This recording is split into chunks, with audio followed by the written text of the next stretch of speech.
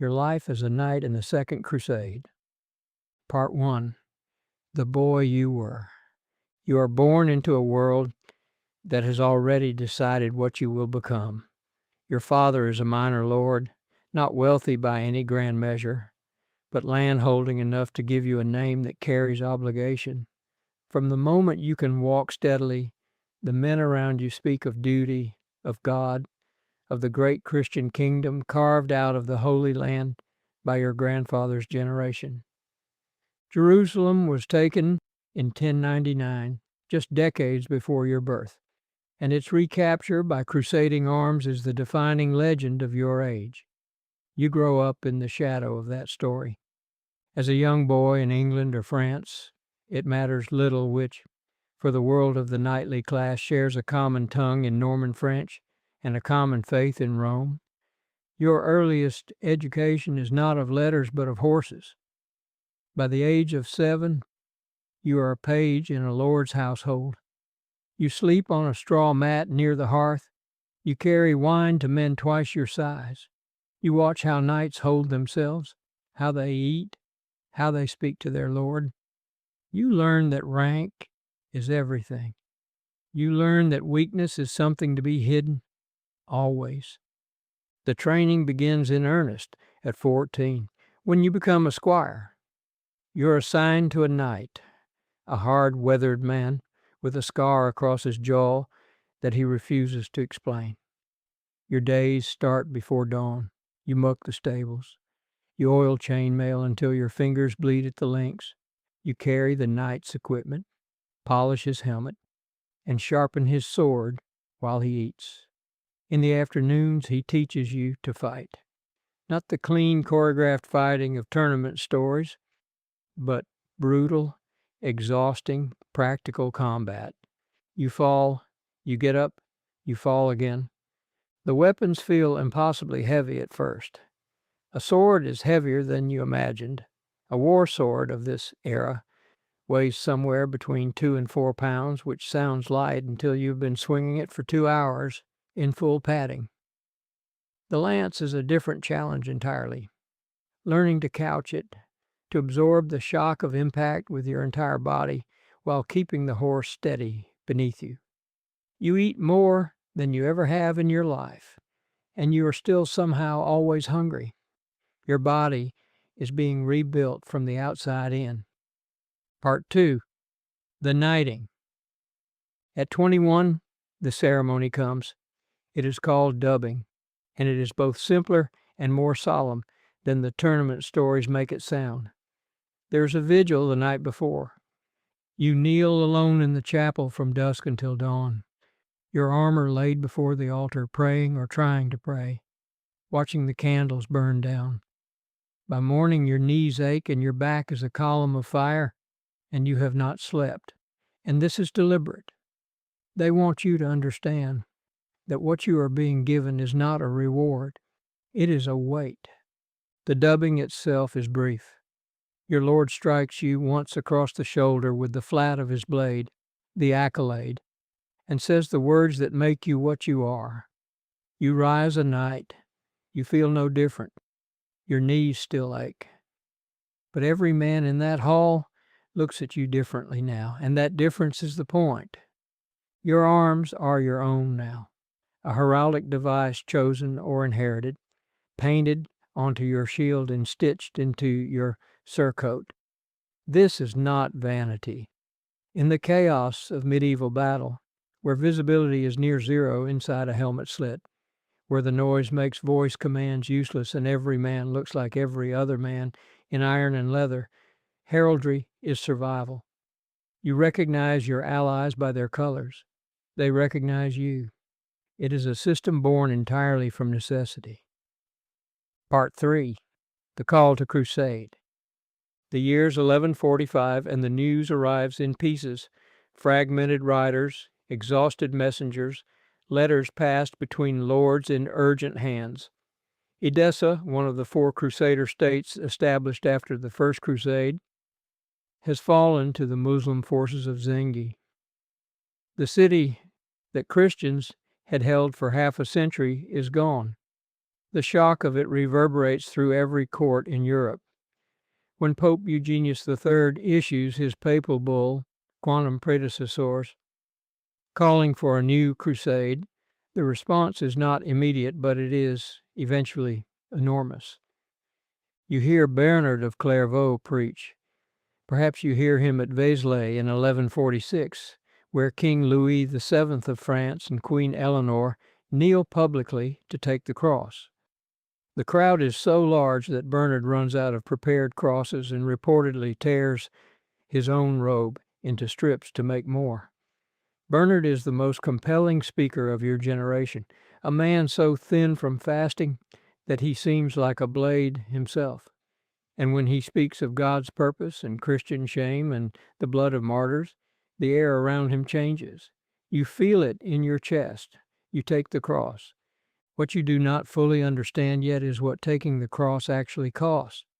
You know the spiritual promises, indulgence for your sins, guaranteed paradise if you die in God's service, protection of your lands by the church while you are away. What no one explains clearly is the expense. A knight going on crusade must equip himself, feed himself and his retinue, maintain horses across thousands of miles of hostile terrain, and sustain that campaign for years. Historians estimate that a knight would need to spend roughly 4 to 5 times his annual income to equip and fund a crusade. Many sell land, many take on crushing debts, some never financially recover. Part 4. The March. The army that assembles is immense. Tens of thousands of soldiers, pilgrims, servants, clergy, merchants, and camp followers.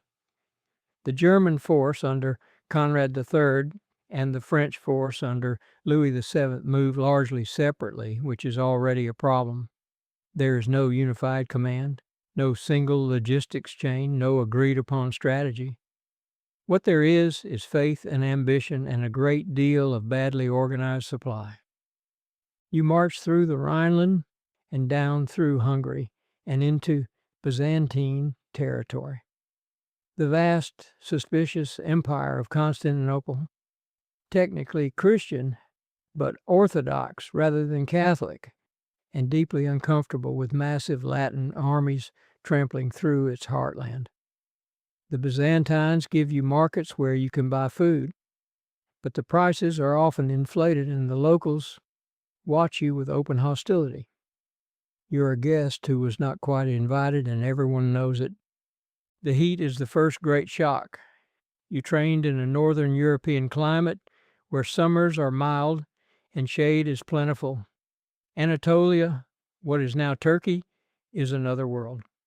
You're wearing chainmail over a padded gambeson that weighs somewhere between 15 and 30 pounds, and the sun turns that armor into a slow oven.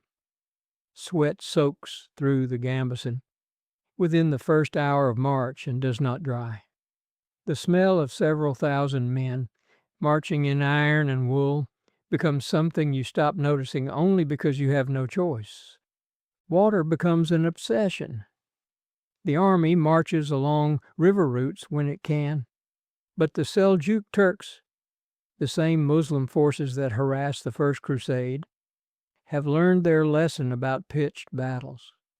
They do not meet you in open field. They ride fast on lighter horses, strike your flanks and your stragglers, then disappear before you can form a response. Men die at the edges of your column every day, and there is nothing you can do about it. This form of warfare has a name: harassing tactics. You come to hate the sound of hooves that are not your own. Disease travels with you. Dysentery, called the flux, moves through the column in waves. It is caused by contaminated water and food, which no one understands in medical terms, but everyone understands in practice. Drink from the wrong source, and within 2 days you are weak and humiliated and possibly dying. Chroniclers of the Second Crusade record that disease killed more crusaders than combat. You watch men who survived sword blows in training die shivering in the roadside dirt, and the contrast is difficult to hold in your mind. Part 5. Combat, what it actually is. When battle comes, it is nothing like the stories. The tournament jousts of your youth were controlled, refereed, conducted between men who knew each other and expected to go home afterward. This is not that. The German army under Conrad is shattered at the Battle of Dorylaeum, ironically named after a First Crusade victory, in October 1147 before you arrive. You hear the survivors' accounts secondhand. The Turks lured them forward, then surrounded them with mounted archers, killing horses and men at a distance the heavy cavalry couldn't close. Conrad himself is wounded. The army disintegrates. Your French force fares better on the march, but only barely. The critical disaster comes at Cadmus in January 1148. The army is strung out along a mountain pass, and the vanguard, moving too fast, separates from the rear guard where you are stationed. The Turks hit the rear. What follows is not a battle so much as a collapse. Men stumbling on rocky terrain in the dark, horses screaming, the enemy appearing and vanishing in the confusion. The actual physical experience of a melee ambush is one of noise, blindness, and terror. Your helmet narrows your field of vision to a slit. You can hear almost nothing over the ringing of metal. You cannot find your lord. You fight the man in front of you and try not to think about the man you cannot see behind you. The weapons of your age are designed for a specific purpose: to defeat armor. Swords are less about slashing and more about finding gaps. The armpit, the visor, the back of the knee where the mail doesn't meet the leg plate cleanly. Maces and warhammers have become increasingly popular for exactly this reason, because they transfer force through armor rather than trying to cut it. You carry a sword and a short knife you never thought you'd need until the moment you absolutely need it. The fighting at close quarters is ugly and intimate and nothing like skill. It is leverage and desperation and luck. You're unhorsed at some point during the fighting. Your horse takes a Turkish arrow in the neck and goes down in a way that seems almost gentle before it becomes very sudden. You hit the ground hard enough to lose your breath and lie there for a moment that feels much longer than it is, and the sound of the fighting around you seems to come from underwater. You get up. This is what training is for. Not courage, exactly, but the habit of continuing. Part 6. The Siege of Damascus and the Failure. The crusading army that finally arrives in the Holy Land in 1148 is smaller, more exhausted, and more fractious than the one that departed Europe. The barons of the existing crusader states, men who have lived here for decades and understand the political reality on the ground, hold a council at Acre to determine where to strike. The decision they reach is one of the most debated in crusading history. They choose to attack Damascus. The problem is that Damascus is not the enemy. Damascus has maintained a fragile truce with the Crusader kingdom of Jerusalem for years, preferring coexistence to the expanding power of Zengi's successor, Nur ad-Din. Attacking Damascus drives it directly into Nur ad-Din's arms. The local lords know this. The newly arrived crusaders, burning for a victory after a catastrophic march, overrule them. Politics becomes strategy, and the strategy is catastrophic. The siege begins in July 1148 in the orchards west of Damascus, where the trees provide shade and water and cover for your approach. For the first 2 days, it seems almost possible. Your forces push forward, the orchards give you material advantage, and Damascus looks vulnerable. Then the local crusade leaders inexplicably persuade the army to shift position to the eastern side of the city, an open plain with no water and no cover. No one agrees on why this decision was made. Some historians argue it was treachery, that local lords, who did not want Damascus taken, had been bribed. Others believe it was simple tactical confusion. Whatever the cause, the effect is immediate and decisive. Nur ad-Din's army approaches from the north. Your position is indefensible, and after 4 days, the crusade that had taken 2 years to assemble withdraws in failure. You ride away from Damascus in a silence heavier than the heat. Men who have sold their inheritance for this campaign say nothing. There is nothing to say. The Second Crusade ends not in battle but in embarrassment, and the Crusader states are left in a worse strategic position than before it began. Part 7. The Body's Accounting. You're somewhere in your late 20s when you begin the journey home, and your body has aged in ways that have nothing to do with years. The knee that took a blow outside Antioch has never fully bent the same way since.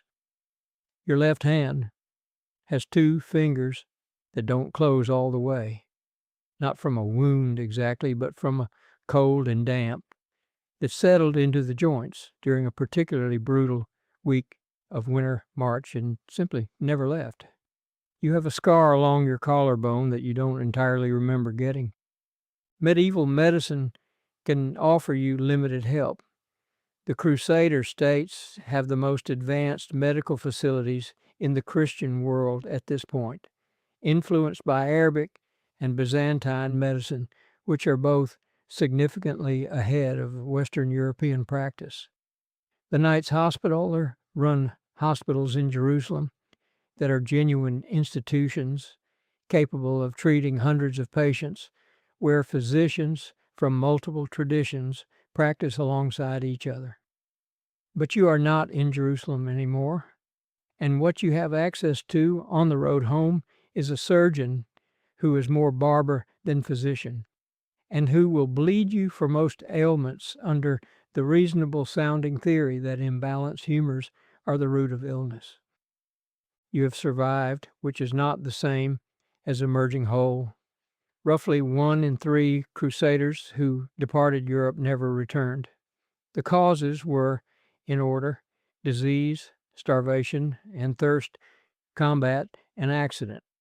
Combat, despite being the reason for the expedition, was the least common cause of death among the 4. The march killed more men than the enemy did, which is a fact no troubadour will write a song about. Part 8. Returning home. The homecoming is quieter than the departure. There were crowds and banners and the smell of candles and incense when you left, Bernard's voice still ringing in the air.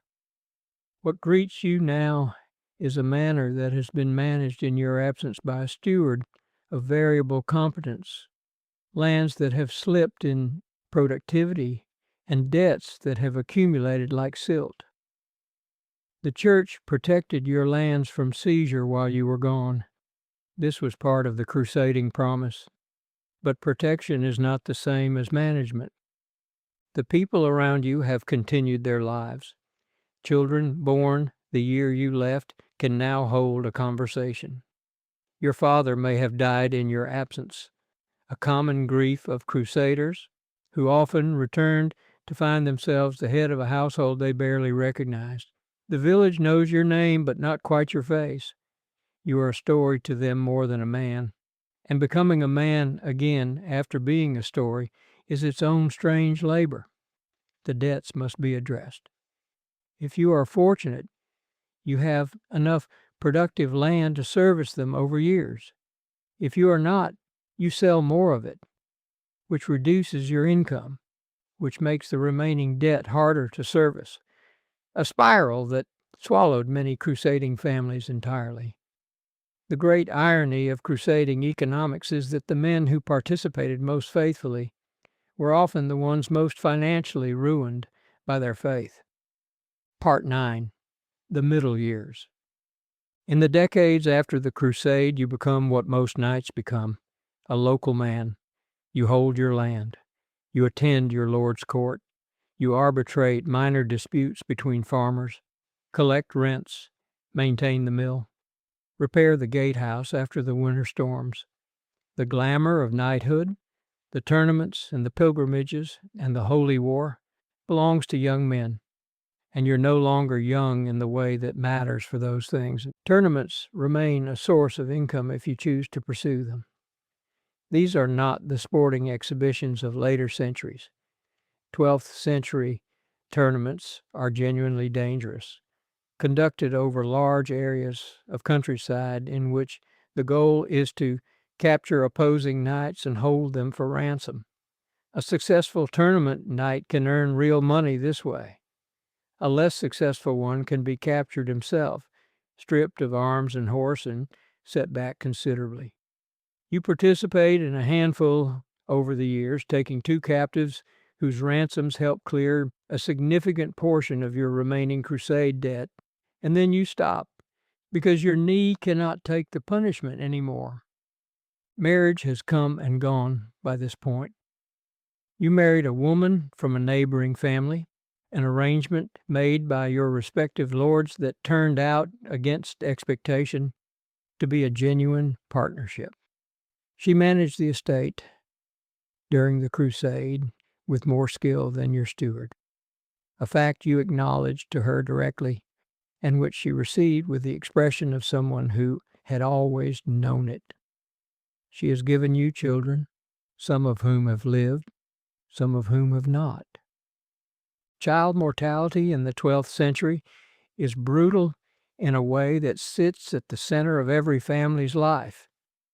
You have learned not to count a child as certain until they have survived their 5th winter. Part 10. What faith actually looked like.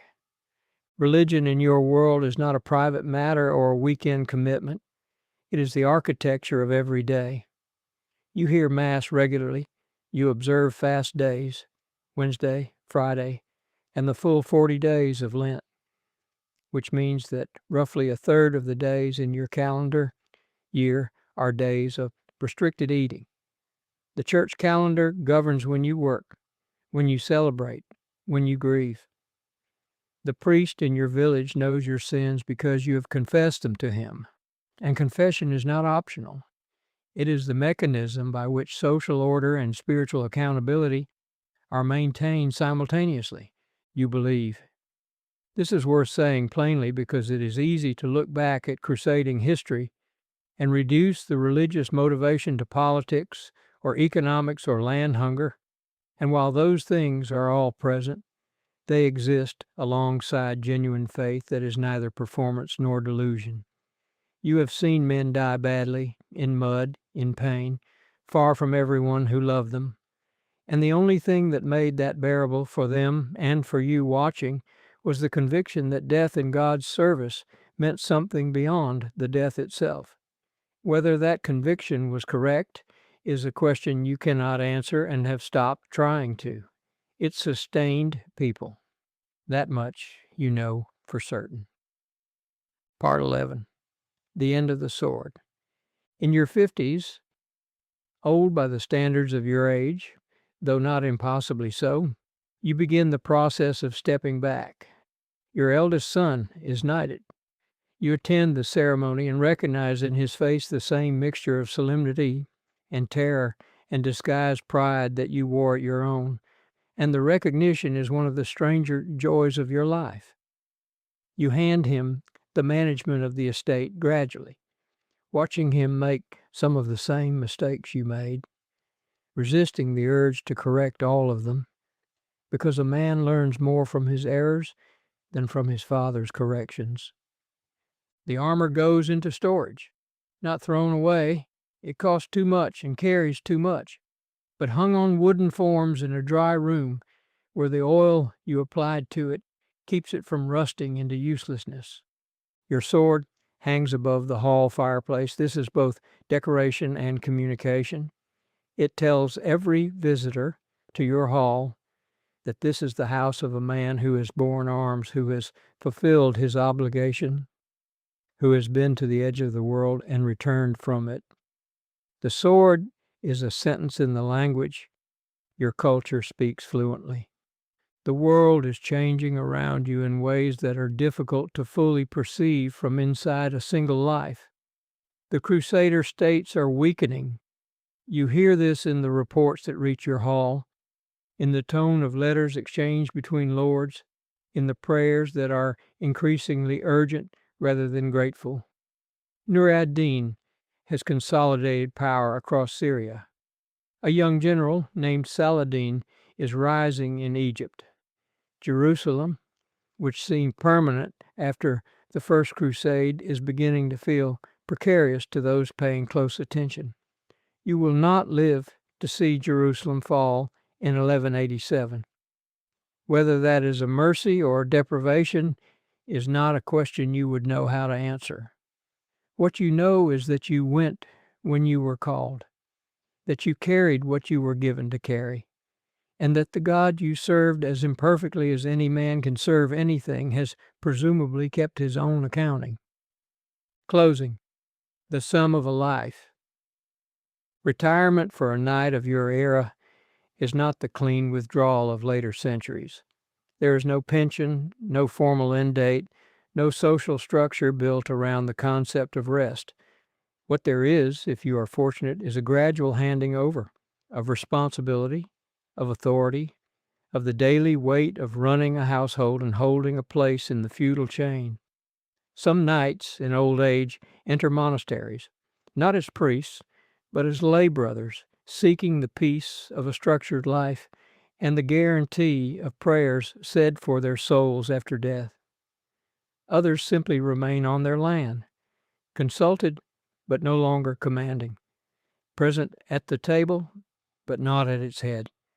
You have survived a world with a median male life expectancy, accounting for childhood mortality, of perhaps 35 years.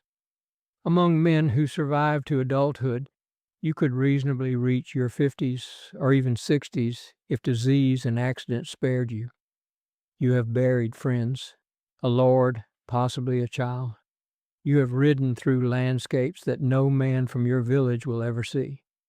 You have been cold enough to lose feeling in your hands for a week, and hot enough that the metal of your sword was painful to touch without a glove. You have watched men die for an idea, and wondered in the private dark of your own mind whether the idea was worth the dying, and then concluded that the question itself was the wrong question, because you were not the one who decided, and perhaps no single man ever is. Your cross, the red cross stitched onto white cloth that you took at Vézelay with Bernard's words still ringing in your chest, is folded in a box somewhere in this hall. It is faded now, and the thread is pulling loose at one corner. It is, in its way, a more honest document of the Second Crusade than any chronicle ever written. Worn down, imperfect, a little frayed, but still legible, still there.